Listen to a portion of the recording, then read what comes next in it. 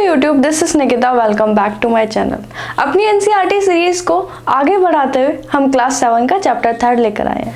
देखते हैं क्या नया है इस चैप्टर में, क्या हमें जानने को मिलेगा। चलिए स्टार्ट करते हैं अपना चैप्टर। इस चैप्टर को अच्छे से समझने के लिए मेरी इस वीडियो को पूरा एंड तक देखें। तो जैसे कि आप देख पा रहे हैं, चैप्टर का नाम है फाइबर टू फैब्रिक। तो यही चैप्टर हम एक बार क्लास 6 में पढ़ चुके हैं। हमने क्लास 6 में देखा कि हमें कुछ फाइबर्स कहाँ से मिलते हैं, प्लांट से मिलते हैं।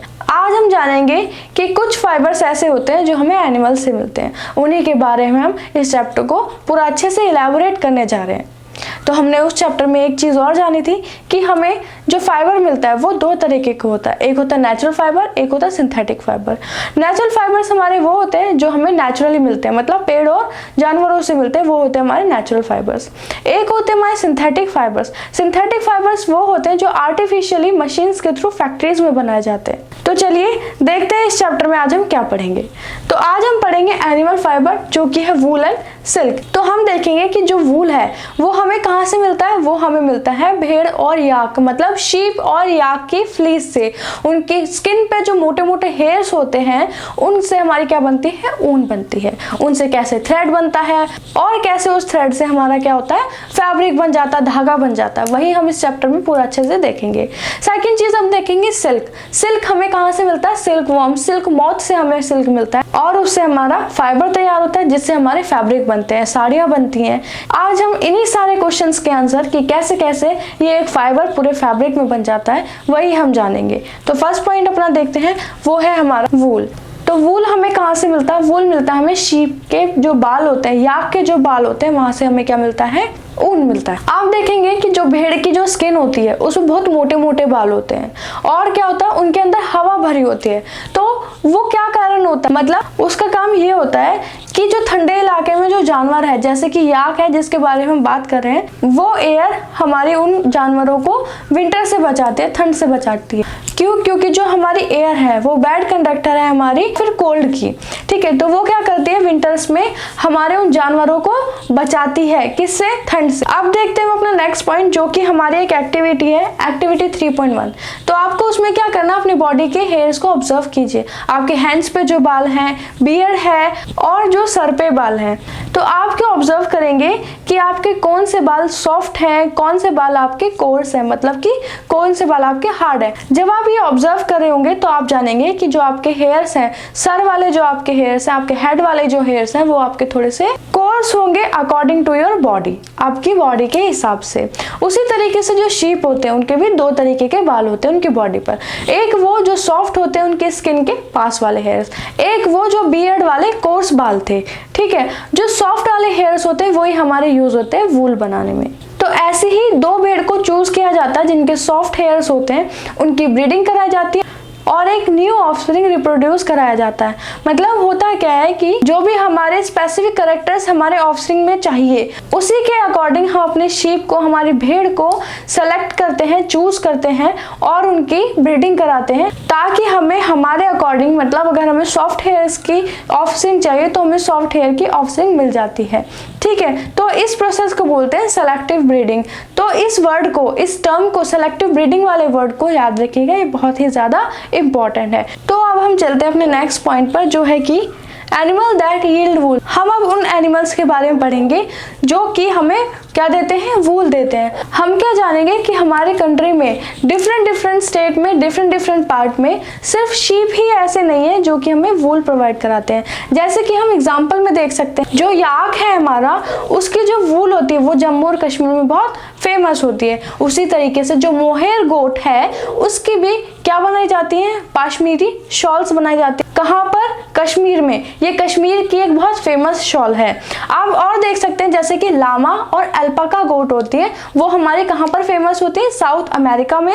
वहां पर उनकी वूल बहुत ज्यादा फेमस होती है, ठीक है। तो अब हम चलते हैं अपने नेक्स्ट पॉइंट पर, जो है हमारी एक्टिविटी 3.2। तो हमें इसमें क्या करना है, ऐसे ही बहुत सारे जो भी एनिमल्स हैं हमारे, जिससे कि हमारी हमारी वूल मिलती है, जैसे कि गॉट है, जैसे कि याक है, उसी तरीके के आपको क्या करना है, एनिमल्स के पिक्चर्स पेस्ट करनी है और उनके लोकली नेम जो फेमस है वो लिखना। जैसे कि गॉट को बोलते हैं बकरी, याक को हम याकी बोलते हैं, शीप को हम भेड़ बोलते हैं। उसी तरीके से आपके यहाँ पे जो भी इन जानवरों का नाम है आप वो लिख लीजिए। अब हमें करनी है नेक्स्ट एक्टिविटी, जो कि हमारी 3.3 एक्टिविटी है। इसमें आपको क्या करना है, एक मैप ले लीजिए और उन स्टेट को अलग अलग कलर से कलर कीजिए जहां पर इसी प्रकार के और एनिमल्स मिलते हैं और कौन कौन से एनिमल्स उस स्टेट में मिलते हैं। अब चलते हैं अपने नेक्स्ट पॉइंट पर, जो है हमारा फ्रॉम फाइबर टू वूल। अब हमें क्या करना है, फाइबर से वूल बनानी है। तो फर्स्ट पॉइंट हमारा क्या होगा, rearing and breeding of sheeps.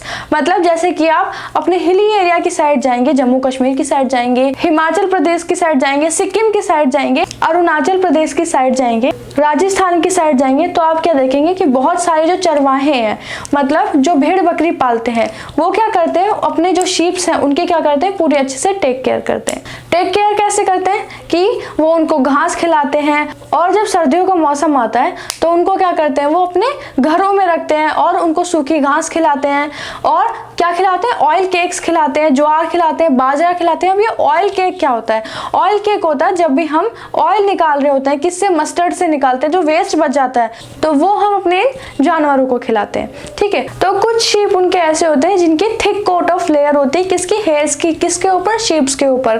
तो इसका मतलब क्या है कि कुछ शीप्स ऐसी होती हैं जिनकी स्किन के ऊपर बहुत मोटे बाल होते हैं। ऐसी शीप्स को, ऐसे एनिमल्स को क्या करते हैं, सेलेक्ट किया जाता है, किसके लिए, सेलेक्टिव ब्रीडिंग के लिए, जो हमने अभी पढ़ा। ठीक है, अब क्या होता है next point, processing of fibre into wool. मतलब अब जो फाइबर है वो कैसे कैसे वूल में बनता है, कैसे कैसे पूरा ऊन बनता है। ये जो बाल हमने देखे हैं अभी तक, जो हमने पढ़ा है, अभी तक हमें शीप्स के बाल मिले हैं। तो फर्स्ट स्टेप होता है हमारा शेयरिंग। शेयरिंग में क्या किया जाता है, जो हमारे भेड़ होते हैं उनके बाल उतारे जाते हैं, मतलब उनके बाल कट किए जाते हैं उनके स्किन के ऊपर से। ठीक वैसे जैसे हमारे बड़े भैया, हमारे फादर क्या करते हैं, शेव करते हैं। तो अब ये बताइए, शेव करते हुए क्या उन्हें दर्द होता है? नहीं। उसी प्रकार हमारी शीप के भी उसी तरह का कुछ ट्रिमर होता है जिससे कि हमारी शीप के बाल निकाले जाते हैं और इस प्रोसेस से उन्हें दर्द नहीं होता। क्यों? क्योंकि जो उनके ऊपर की डेड स्किन है वो इसके साथ रिमूव हो जाती है। जैसे कि हमारे नेल्स होते हैं, जब हम अपने नेल्स कट करते हैं तो हमें दर्द होता है? नहीं। उसी तरीके से उनको भी दर्द नहीं होता। तो इस प्रोसेस में क्या हुआ, इस प्रोसेस में हमें भेड़ों के बाल मिल गए। अब चलते हैं नेक्स्ट पॉइंट पे या नेक्स्ट प्रोसेस पे कि अब इस बाल से हमें क्या करना है। अब क्या करना है, अब हमें करनी है स्कोरिंग। इसमें क्या होता है, जो हमारे बाल होते हैं उनको अच्छे से वॉश किया जाता है। आजकल क्या है कि हमारी जो मॉडर्न टेक्नोलॉजी आ गई, हमारी बहुत सारी ऐसी मशीन्स आ गई, तो आजकल उन्हीं की हेल्प से इनको वॉश किया जाता है। अच्छे से बड़े बड़े कंटेनर्स में डाल के इनको अच्छे से वॉश किया जाता है। अब है स्टेप थर्ड। स्टेप थर्ड में हमें क्या करना है, सॉर्टिंग करनी है। मतलब जो हमारे बाल हैं, जो हमारे वॉश हेयर, उनमें से चुन चुन के अलग निकालने। अलग क्या निकालना है कि जो सॉफ्ट हेयर्स है उनको अलग निकालना और जो हमें हार्श हेयर, जो हमारे कोर्स हेयर्स है उनको अलग निकालना, जो हमारे थोड़े से हार्ड है। अब क्या करना है, अब आ जाइए अपना स्टेप 4 में। स्टेप 4 में आपको क्या करना है, जैसे कि आपके स्वेटर्स पे छोटे छोटे बॉल्स आते हैं, उसी तरीके से इसमें भी बॉल्स आ जाते हैं, तो उनको अब रिमूव किया जाएगा। नेक्स्ट स्टेप पे आ जाते हैं। नेक्स्ट स्टेप पे हमें क्या करना है, आप देखेंगे कि जो आपका बर्स वाला प्रोसेस आपका जब हो रहा होगा तो आप क्या देखेंगे कि जो आपके जो बाल थे वो बहुत ही ज्यादा फाइन हो गए हैं, बहुत क्लियर हो गए हैं, बहुत साफ हो गए हैं। तो अब वो रेडी है किस चीज के लिए, अपने नेक्स्ट प्रोसेस के लिए, जो होगा क्या, डाई। डाई वाले प्रोसेस में क्या करेंगे, आपको जो फैब्रिक ऑब्टेन हुआ है, जो इस प्रोसेस तक आते आते आपको जो फैब्रिक बन गए वो आपके हेयर्स, उनको आप ब्यूटीफुली कलर कर सकते हैं। नेक्स्ट स्टेप और लास्ट स्टेप है हमारा कॉम्ड एंड रोल्ड। अब क्या होता है, उनको कॉम्बिंग की जाती है, मतलब उनको एक लेयर में लगाया जाता है और फिर उनको रोल किया जाता है, एक फाइबर के जैसे वो बन जाते हैं और उसके बाद वो रेडी है किस चीज के, स्वेटर बनाने के लिए। इन सारे स्टेप्स को आप ऐसे भी लिख सकते हो जैसे कि शेयरिंग। शेयरिंग के बाद हमने कौन सा स्टेप देखा था, स्कोरिंग। उसके बाद सॉर्टिंग, हमने सॉर्ट किए थे अपने जो सारे हमारे बाल थे उनको हमने अलग अलग अरेंज किया था। उसके बाद आ जाएगा हमारे क्लीनिंग ऑफ बर्स। हमने क्या किया था, अपने सॉर्टिंग के बाद वो जो बर्स बॉल बन गए थे उनको रिमूव किया था, बिल्कुल क्लीन, बिल्कुल वॉश, बिल्कुल साफ किया था अपने उन बालों को। उसके बाद आ जाएगा क्या, डाई। हमने डाई किया ब्यूटीफुल कलर्स में, हमारे बहुत सारे नए नए कलर्स में क्या मिल गए हमको, स्वेटर के हमारे क्या मिल गए, फैब्रिक मिल गए। उसके बाद हमने रोल कर लिया। अब क्या देखेंगे, आपकी बुक में एक टेबल जो कि 3 पार्ट्स में डिवाइड है, उसमें क्या आपको दिखाया गया है, क्या आपको बताया गया है कि हमारी जो कंट्री है उसमें बहुत सारे ऐसी स्टेट्स जिनमें बहुत अच्छी क्वालिटी की क्या मिलती है, वूल मिलती है। तो इसका मतलब क्या है कि वहाँ की जो शीप्स हैं उनकी जो स्किन है उस पे बाल कैसे बहुत ही ज़्यादा घने हैं, बहुत सारे बाल हैं, जिसकी वजह से हमें इतनी अच्छी वूल मिलती है। और ऐसी ही जो हमारी शीप्स होती हैं उनको किस चीज़ के लिए सेलेक्ट किया जाता है, सेलेक्टिव ब्रीडिंग के लिए। तो देख लेते हैं कौन कौन सी वो ब्रीड कहाँ कहाँ पाई जाती हैं। तो फर्स्ट जो आपका कॉलम है उसमें है नेम ऑफ ब्रीड, सेकंड है क्वालिटी ऑफ वूल कि उन वाली ब्रीड से जो वूल मिल रही है वो किस क्वालिटी की है। थर्ड कॉलम है आपके वो स्टेट्स के नाम जिनमें वो हमें पाई जाती है, जिनमें हमें वो मिलती है।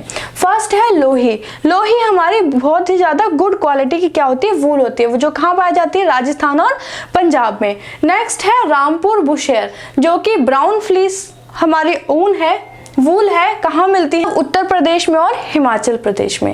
नेक्स्ट है नाली। नाली से हमें कौन सी वूल मिलती है, कारपेट वूल। आप देखते हैं ना जो जिससे दरी बनाई जाती है, जिससे कालीन बनाई जाती है, तो वो कहाँ कहाँ मिलती, राजस्थान में, हरियाणा में और पंजाब में। नेक्स्ट है भाकरवाल जो कि किस चीज के लिए यूज होती है, मतलब उनसे जो हमें वूल मिल रही है वो किस चीज के लिए यूज होगी, शॉल बनाने के लिए। वो कहाँ कहाँ पाई जाती है, जम्मू और कश्मीर में। नेक्स्ट है मारवाड़ी। मारवाड़ी शीप से या मारवाड़ी ब्रीड से हमें किस तरह की वूल मिलती है, कोर्स वूल, जो कि कहाँ पाई जाती है, गुजरात में। नेक्स्ट है पाटनवाड़ी। पाटनवाड़ी किस तरह की वूल प्रोवाइड कराते हैं हमें, किस चीज के लिए, होजरी, ठीक है, वो कहाँ मिलते हैं, गुजरात में। आगे अब बात आती है हमारी नेक्स्ट एक्टिविटी की जो कि है 3.4। 3.4 में आपको क्या करना है, आपको ये सोचना है कि जिस तरीके से शीप्स के गॉट के बाल उतार जाते हैं, मतलब जो स्पेशल तरीके की वो गॉट होती है जो कि वूल प्रोवाइड कराती है हमें, तो ये बताइए कि उनके ऊपर से जो हम उनकी स्किन से बाल हटा रहे हैं, क्या वो हम उनके साथ फेयर कर रहे हैं, क्या हम उनके साथ सही कर रहे हैं। अब देखिए, हमने जाना था कि जो चरवाहे होते हैं जिनके पास ये गौट होती है, भेड़ होती है, कौन से मौसम में उनके बाल उतारते हैं, गर्मी के मौसम में। क्यों, ताकि सर्दियों तक आते आते उनके थोड़े से स्किन पे बाल आ जाएं जिससे कि उन्हें सर्दी ना लगे। नेक्स्ट पॉइंट पे चलते हैं जो कि हमारा सिल्क। अब हम क्या देखेंगे कि हमें सिल्क कैसे प्रोवाइड होता है। हमने भी जाना था कि सिल्क भी हमें कहाँ से प्रोवाइड होता है, सिल्क वॉर्म से। तो ये भी एक तरीका का कीड़ा होता है जो कि नेचुरल फाइबर की तरह हमें क्या करता है, एक फैब्रिक, हमें फाइबर प्रोवाइड करवाता है जिसका नाम है सिल्क। आपने देखा होगा कि जो हमारी सिल्क है वो भी हमारी बहुत सारी तरह की होती है। ये जानने के लिए आप अपनी मम्मा की, अपनी दादी की, अपनी नानी की हेल्प ले सकते हैं कि उनके पास कितनी तरह की सिल्क की साड़ियां हैं, कितनी तरह के सिल्क के कपड़े उनके पास है, ठीक है। तो जिस प्रोसेस से, मतलब वो प्रोसेस जिसमें सिल्क वॉर्म से हमें सिल्क मिलता है, उस प्रोसेस को क्या बोलते हैं, सेरीकल्चर। और ये इंडिया में बहुत ज़्यादा फेमस है और ये हमारी कंट्री की इकोनॉमिक ग्रोथ में भी बहुत हेल्प करता है।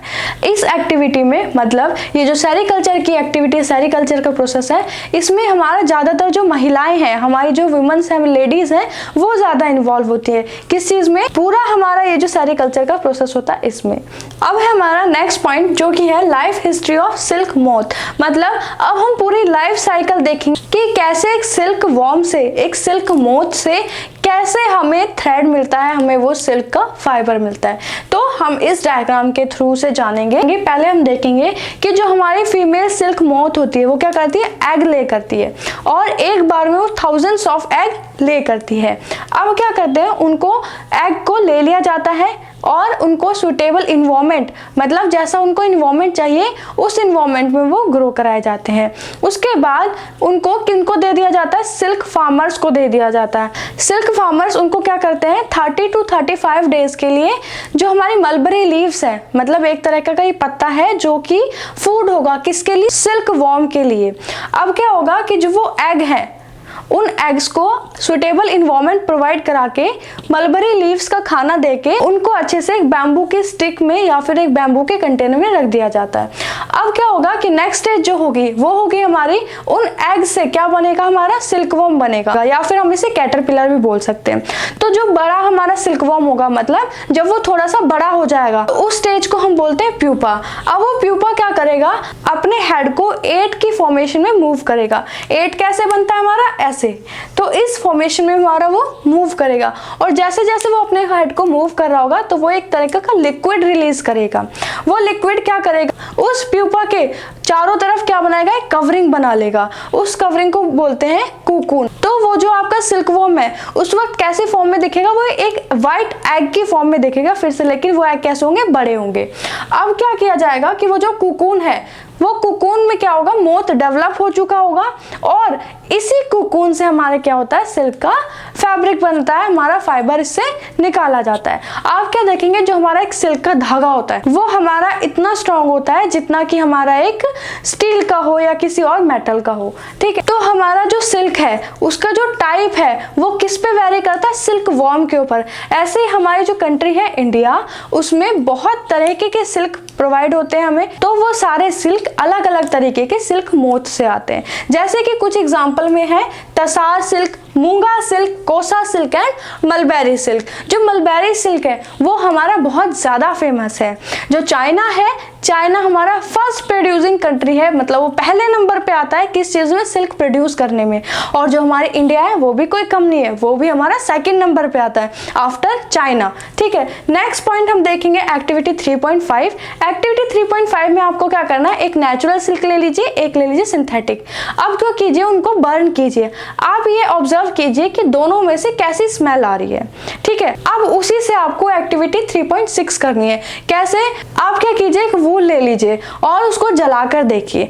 अब आप ये नोटिस कीजिए कि उस वूल में से कौन सी तरह की स्मेल आ रही है। आपने जो पहले सिंथेटिक वाली ऑब्जर्व की थी वो, या फिर जो नेचुरल वाली ऑब्जर्व की थी वो। एक्टिविटी 3.7 में आपको क्या करना है, जो हमने अभी लाइफ साइकिल देखी है सिल्क मोथ, आप क्या कीजिए, उसको फोटोकॉपी करा लीजिए, उनको छोटे छोटे पार्ट्स में कट कीजिए और जंबल फॉर्म में करके रख दीजिए। फिर खुद जो आपने आज पढ़ा है, जो आपने आज सीखा है सिल्क मोथ की साइकिल, उसी हिसाब से उनको अरेंज कीजिए। अब आ जाइए नेक्स्ट पॉइंट पे, जो है हमारा फ्रॉम कोकून टू सिल्क। अब हमने यहाँ पर देखा इस साइकिल में कि कोकून से हमें सिल्क मिलता है, और अब हम जानेंगे कि उस कोकून के बाद के जो स्टेप्स होते हैं जिनसे क्या मिलता है, हमें सिल्क का थ्रेड मिलता है। तो देखते हैं कैसे हमें वो सिल्क का थ्रेड मिलता है, जैसे कि हमने शीप्स के बारे में जाना था। तो फर्स्ट प्रोसेस है हमारा रियरिंग ऑफ सिल्क वॉर्म। क्या करना होता है कि जो हमारे सिल्क वॉर्म के जो हमारे क्या बन चुके हैं, कोकून बन चुके हैं, उनको क्या किया जाता है, बॉयल किया जाता है। बॉयल करने के बाद होता क्या है कि जो उनका सिल्क मोथ है वो अलग हो जाता है और जो फाइबर है वो अलग हो जाता है। या तो उस वाटर को बॉयल करते हैं या फिर उसको स्टीम देते हैं। नेक्स्ट पॉइंट है हमारा प्रोसेसिंग ऑफ सिल्क। अब क्या होता है, जो हमें थ्रेड मिले हैं कहाँ से, उस कोकून में से, उसकी प्रोसेसिंग होती है, उसको अरेंज किया जाता है जिस तरीके से हमने अपना वूल को अरेंज किया था, कॉम्ब किया था, ठीक है। अब है नेक्स्ट पॉइंट जो कि लास्ट पॉइंट है हमारा, कैसा, रीलिंग ऑफ द सिल्क। जो हमें अब जो थ्रेड प्रोवाइड हुआ है, जो हमें थ्रेड मिला है कहाँ से, सिल्क मोथ से, कोकून से, उसको क्या करना है, रीलिंग करनी है। और आप चाहे तो उसके बाद क्या कर सकते हैं, डाई कर सकते हैं ताकि और भी अच्छे अच्छे ब्यूटीफुल कलर्स में दिखाई दे। अब ये हमने सारे प्रोसेस जान लिए किसके, वूल जो हमें मिलता है और जो हमें सिल्क मिलता है। आज हमने जाना कि हमें कैसे वूल, कैसे बालों से, शीप के बालों से, याक के बालों से, गोट के बालों से और कैमल के बालों से कैसे जाके एक वूल का फाइबर मिलता है जिससे स्वेटर बनता है। सेकंड हमने क्या जाना कि जैसे कि सिल्क हमारा कहाँ से मिला, कोकून से मिला, जो कि क्या था, अगेन नेचुरल फाइबर था। कहाँ से मिला था, सिल्क मोथ से मिला था। और फिर हमने उसका क्या बना दिया, कपड़ा बना दिया। तो दोनों तरह के आज हमने देख लिए। लेकिन जैसे कि हमने जाना था आज हमारी मॉडर्न टेक्नोलॉजीज आ चुकी है, हमारी मशीन्स आ चुकी है, तो मोस्टली जो काम होता है वो हमारा किससे होता है, मशीन से होता है। लेकिन अब आप ये देखिए कि सारे लोग मशीन के साथ काम कर रहे हैं, तो कुछ ना कुछ बैड इम्पैक्ट, कुछ ना कुछ चोट तो इंसानों को लगेगी। क्यों? क्योंकि मशीन्स तो इंसान नहीं है, उनको तो चोट नहीं लगेगी। तो एक बैक्टीरियम है एंथ्रेक्स नाम का, जिससे हमें एक डिसीज हो जाती है, सोर्टिंग डिसीज इसको बोला जाता है। ये एक ब्लड की डिसीज है। तो ये कैसे होती है हमारी, ये होती है हमारी जब हम सोर्टिंग कर रहे होते हैं। हमने जो सोर्टिंग वाला प्रोसेस देखा उसमें से जो बैक्टीरियम होता है वो किसी भी ह्यूमन बीइंग को जब सॉर्टिंग वाला प्रोसेसिंग हो रही होती है उस वक्त अफेक्ट कर देते हैं, जिससे कि हमें ये ब्लड डिसीज हो जाती है। तो ये कुछ बैड इम्पैक्ट्स है, बैड हैजार्ड्स है। हमारे हर काम के कुछ ना कुछ गुड इम्पैक्ट्स होते हैं तो कुछ ना कुछ बैड इम्पैक्ट्स भी होते हैं। इस वीडियो को, इस चैप्टर को यहीं खत्म करते हुए हम आपसे विदा लेना चाहेंगे। हमारी इस वीडियो को एंड तक देखने के लिए धन्यवाद। अगर ये वीडियो आपको अच्छी लगी हो तो हमारी इस वीडियो को लाइक कीजिए, शेयर कीजिए अपने फ्रेंड्स के साथ, सब्सक्राइब कीजिए हमारा चैनल। आपका सब्सक्राइब, आपका लाइक हमें बहुत मोटिवेट करता है, तो इसी तरीके से हमें सपोर्ट कीजिए। इस कोरोना के समय में अपने घर में रहिए, सुरक्षित रहिए, अपना और अपनी फैमिली का ध्यान रखिए, इसी तरीके से पढ़ते रहिए। धन्यवाद।